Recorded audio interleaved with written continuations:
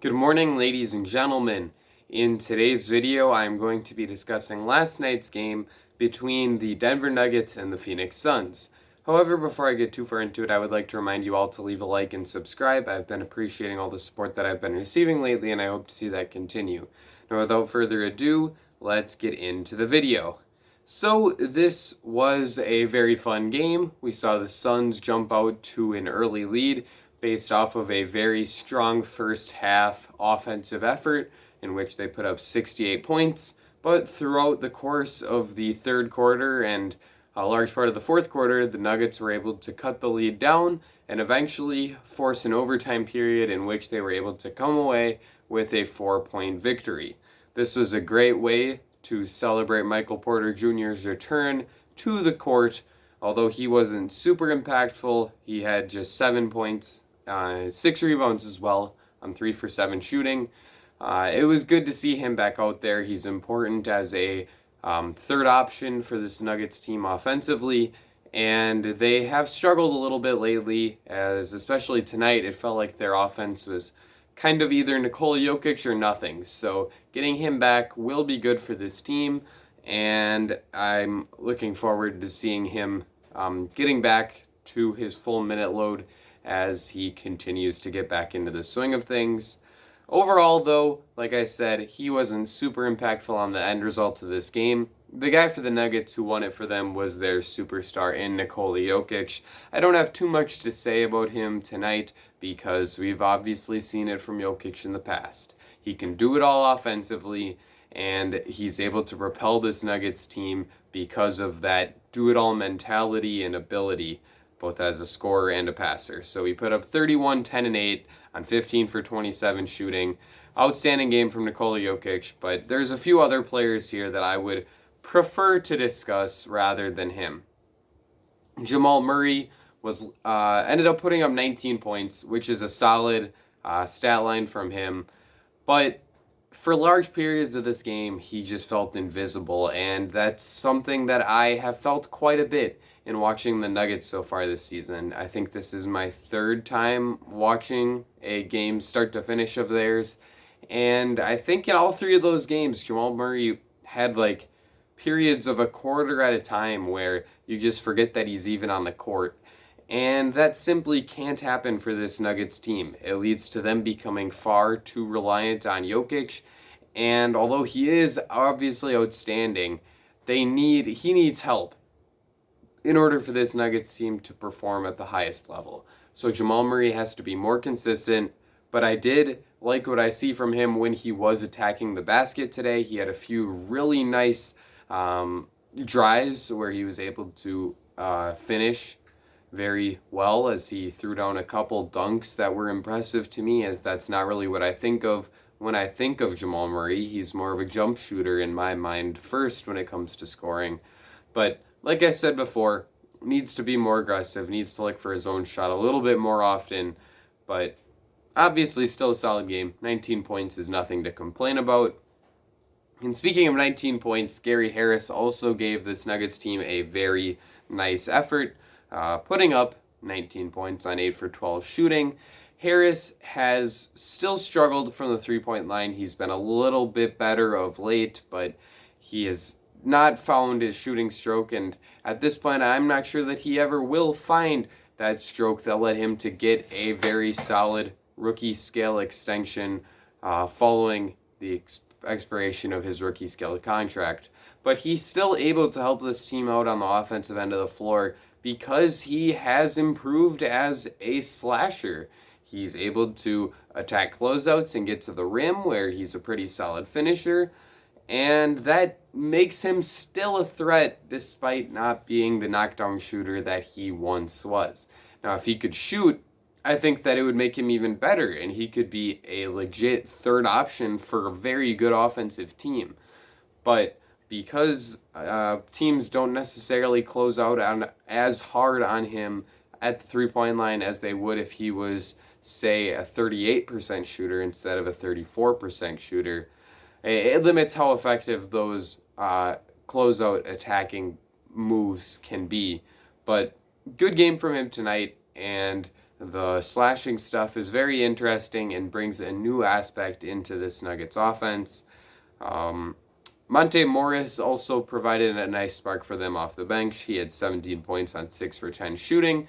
Morris is one of the best backup point guards in the game. He is a very solid passer. He doesn't make too many terrific passes, but he's a great decision maker and rarely turns the ball over. So despite not necessarily being spectacular, he really gets the job done and makes smart decisions.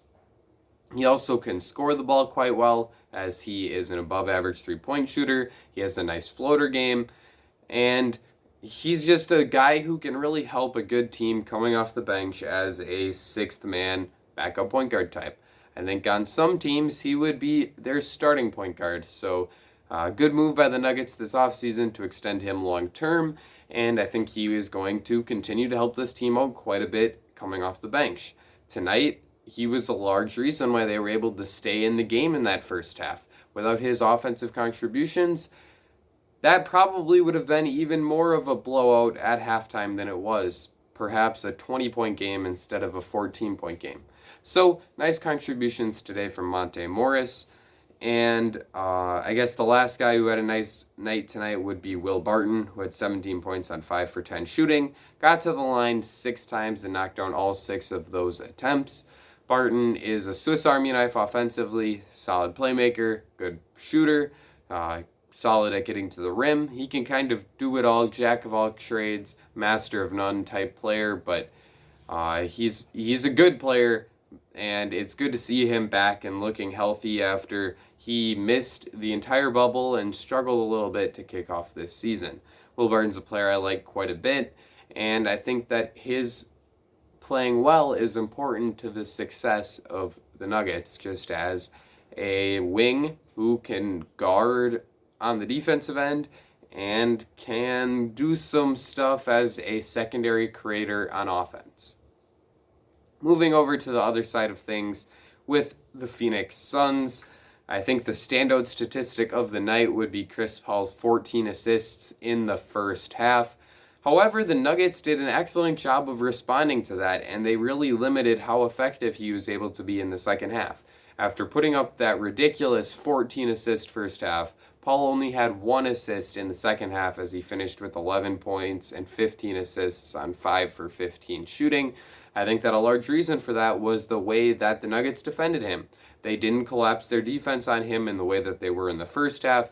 They were extra careful to avoid cutters getting open, and they didn't leave shooters and play lazy off-ball defense like they did in the first half, and that led to them allowing just 58 points in the final 29 minutes of the second half and overtime. So I think that's why Paul struggled. They forced him to make his own shot, and they weren't going in tonight. So had he shot the ball a little bit more efficiently than 5 for 15, this is probably a game that the Suns win. But good for the Nuggets for making that adjustment at halftime. Michael Malone is a top-notch coach in this league, and this was a really solid adjustment by him. DeAndre Ayton continued his stellar play of late, putting up a double-double with 27 points and 13 rebounds on 11 for 13 shooting. He has not showcased much of a jumper so far this season, and that's something that I really thought he was going to improve on, but he's just been so devastating near the basket that he hasn't really needed it. He did knock down 1 or 2 mid-rangers, but the bulk of his scoring came on putbacks, lob finishes, other rim-running stuff, and hook shots. So definitely has become a very top-notch inside scorer. That's what the Suns were expecting from him when they took him with the first overall pick in the 2018 draft. He's also an outstanding rebounder, both on the offensive end and the defensive end. He grabbed 6 offensive rebounds tonight, and that just creates extra possessions for your team and is genuinely super valuable. So if Ayton continues to play like this, continues to be aggressive on both ends of the floor, and looks to stay locked in every single play instead of, taking some plays off and being a bit lazy at times as an off-the-ball defender, that makes the Suns better, as I talked about in my other video about them this week following their game against the Rockets. And They need to see this continue from him, both for this season's success and for their success moving forward into the future. Mikal Bridges also had a very nice game, finishing with another double-double, the second of this Suns young core to have a double-double tonight, as Bridges had 24 points and 10 rebounds, knocked down 6 of his 8 3-point attempts. He's been red hot to kick off this season from 3. I thought that it was a little bit fluky because in the past he's been a below average shooter. Then last season he made a bit of a jump to being around average, but it genuinely appears that he has really worked on his jumper and has become an elite 3-point shooter in this league. And that, in combination with his ability to do a little bit off of the dribble as a scorer, as well as his terrific defense, he's able to guard multiple positions, and he's able to lock down some of the best wing scorers in this game. Makes him a super valuable player moving forward. I would make an argument that I would prefer to have him over a lot of other young players that I think people would definitely treat in a higher esteem than Mikal Bridges, and he is super valuable to this Suns team's success moving forward.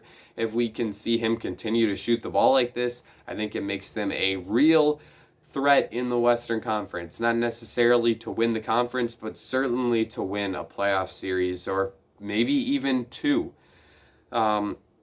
Devin Booker also had a really nice night tonight. Not sure how I waited this long to touch on him, but he had 31 points on 11 for 21 shooting. Similar to Jokic, not too much new tonight from D-Book, as he continued to flash his ability to score using the jump shot, as well as a creator attacking the basket. Devin Booker's fantastic. I don't need to tell you that, and I won't go too far into what I saw from him because it's nothing new. Overall, though, this was a very exciting game between two teams that are pretty young and also really, really good. So it was fun to see what the future of the NBA could kind of look like and what perhaps is a teaser for a future playoff series. Today I was going through and kind of ranking how I view every team in the Western Conference. Maybe that'll be a video coming out sometime soon, so keep your eyes peeled. And I had these two teams 4th and 5th behind the Lakers, Clippers, and Jazz. And I was really on the fence about who I wanted to put higher. I did end up going with the Nuggets because heading into the season, they were the team that I had a bit more confidence in. But both these teams have been playing very well of late, and I'm very, very excited to see what they look like as this season continues. So let me know what you thought of tonight's game in the comment section down below. Leave a like and subscribe if you did enjoy this video. That's going to be it for me. Ladies and gentlemen, I will see you all again very soon.